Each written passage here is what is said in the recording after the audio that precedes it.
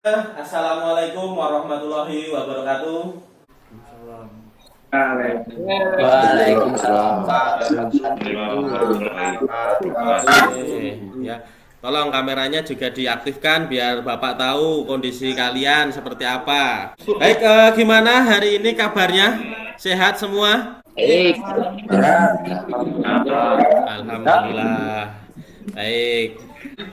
Marilah kita buka dengan berdoa terlebih dahulu ya, biar kita diberikan kemudahan dan apa yang kita pelajari menjadikan manfaat serta barokah bagi kita semua. Buka dengan membaca basmalah bersama-sama. Bismillahirrahmanirrahim. Absen siswa Agung Setiawan ada? Hadir, Pak. Mas Yendi ada? Hadir? Hadir, Pak. Motivasi hari ini apa? Nah, ini ada dari Imam Syafi'i ini, dimana barang siapa yang tidak mau merasakan pahitnya belajar, ia akan merasakan hinanya kebodohan sepanjang hidupnya. Kalian sudah kelas 3 tentunya punya tujuan, punya impian yang harus kalian raih ya. Oleh karena itu, semangat belajar, raih cita-cita kalian. Oke, sebelum itu Bapak akan menyampaikan ya, kompetensi dasar masih seperti yang kemarin. Untuk pembelajaran hari ini, indikator yang kita akan capai diantaranya adalah yang saya kasih tanda kuning ya. Tujuan belajar untuk hari ini yaitu poin ketiga. Untuk pertemuan yang kedua yaitu diagnosa kerusakan blok silinder.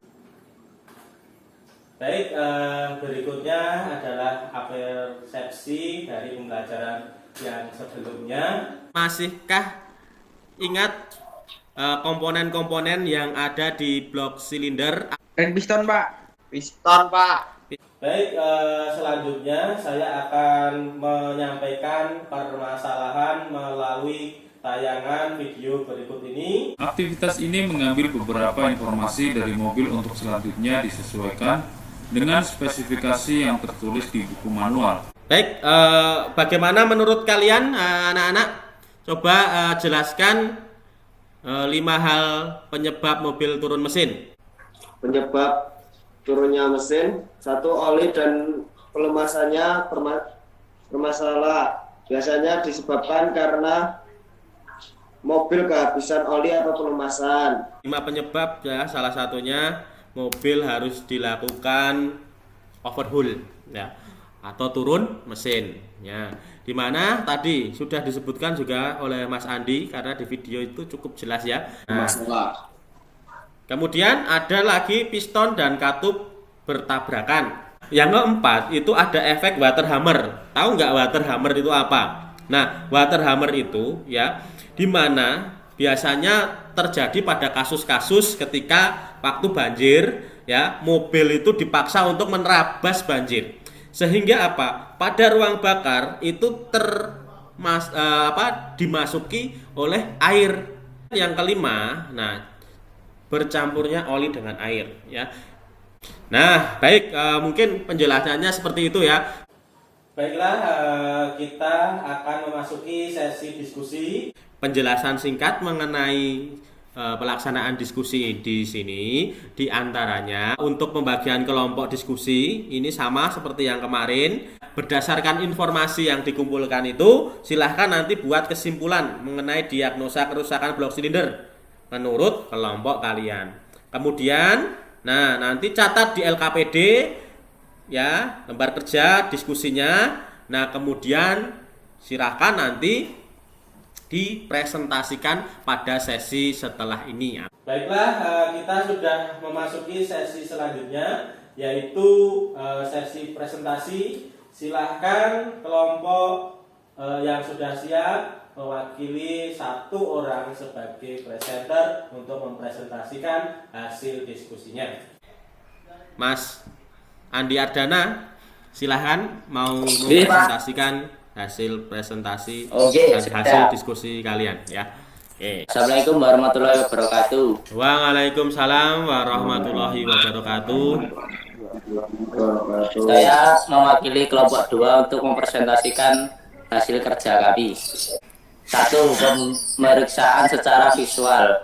Memeriksa secara visual blok silinder terhadap keretakan dan kebocoran. Presentasi dari kelompok kami.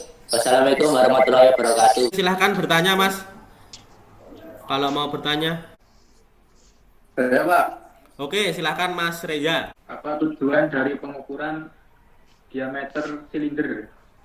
Oke, pengukuran diameter silinder bertujuan untuk mengetahui seberapa keausan atau ketirusan pada suatu silinder untuk menentukan tindakan oversis suatu silinder. Terima kasih banyak. Kita kasih tepuk tangan dulu untuk presentasi yang dibawakan Mas Andi. Bagus sekali, cukup jelas sekali ya.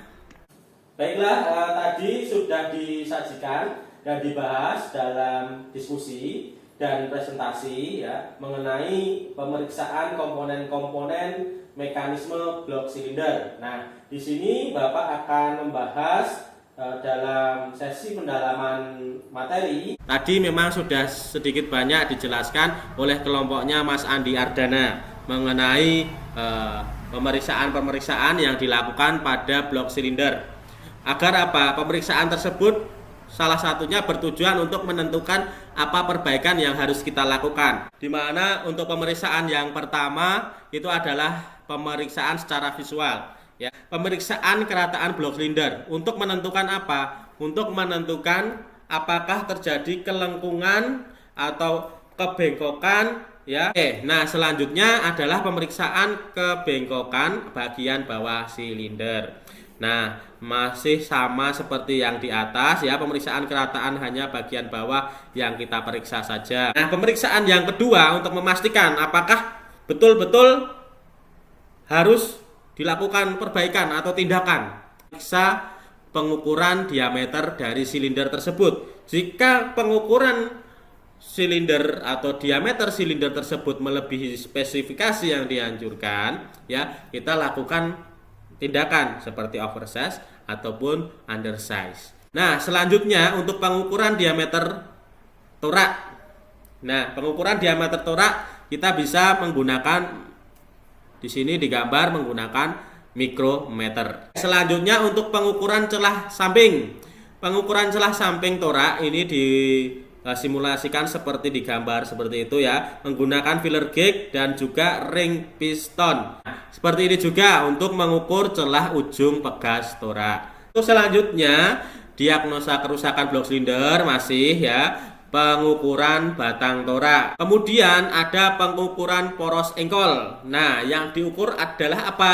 Run out. Dan pemeriksaan selanjutnya adalah pemeriksaan rantai timing. Pemeriksaan yang selanjutnya ya masih dengan pemeriksaan rantai timing. Nah, pengukuran kekendoran rantai timing yang sudah dipasang. Nah, kemudian pemeriksaan rantai timing lagi ya dengan mengukur pengukuran diameter roda gigi. Jadi kesimpulannya begini Mas, ya. Untuk menyimpulkan suatu tindakan perbaikan, kita harus melakukan pemeriksaan terlebih dahulu. Baiklah, di sini kita sudah beranjak ke sesi yang selanjutnya, yaitu sesi uji pemahaman siswa.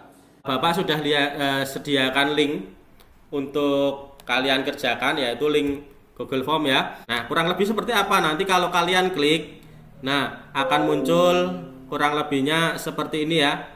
Tes pengetahuan pemahaman siswa pertemuan kedua. Baiklah, waktu sudah habis, sudah 30 menit berlalu. Nah, sekarang Bapak akan mengecek ada beberapa yang masih belum memenuhi KKM sehingga harus melakukan revisi. Baiklah, untuk selanjutnya yaitu refleksi, di mana dalam refleksi ini saya memberikan tugas di rumah buat rangkuman dalam buku catatan. Kita juga sedikit akan menyampaikan ya pembelajaran untuk pertemuan yang ketiga Mas. Ya, pertemuan ketiga di mana di sini kita akan melakukan perbaikan ya. Nah, yaitu kita akan melakukan praktek Mas. Himbau untuk menjaga protokol kesehatan ketika di sekolah ya. Untuk mengakhiri pembelajaran pada hari ini adalah kita membaca hamdalah bersama-sama. Alhamdulillahirabbil alamin.